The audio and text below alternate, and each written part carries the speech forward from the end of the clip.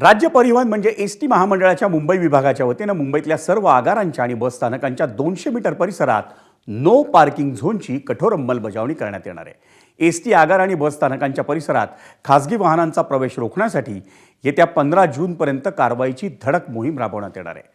मुंबई विभागातील प्रमुख बस स्थानकावर ही मोहीम राबवण्यात येणार आहे। त्यात मुंबई सेंट्रल, परळ, दादर, कुर्ला, पनवेल आणि उरण या आगारांसह मैत्री पार्क, वाशी, नेरूळ, कामोठे या बस स्थानकांचा समावेश करण्यात आला आहे। एसटी आगारं आणि बस स्थानकांच्या परिसरात विनापरवाना प्रवासी वाहतूक करणाऱ्या खासगी वाहनांमुळे महामंडळाच्या उत्पन्नात घट होते। तसंच या वाहनांमुळे वाहतूक कोंडी, प्रवाशांची गैरसोय आणि सुरक्षिततेचे प्रश्न निर्माण होत आहेत। मुंबई उच्च न्यायालयाच्या छत्रपती संभाजीनगर आणि नागपूर खंडपीठांकडून अवैध प्रवासी वाहतूक रोखण्याचे आदेश देण्यात आले होते आणि त्यानंतरच राज्य सरकारनं एसटी बस स्थानकांच्या 200 मीटर परिसरातील क्षेत्र हे खासगी वाहनांसाठी निषिद्ध क्षेत्र म्हणून घोषित केले आहे।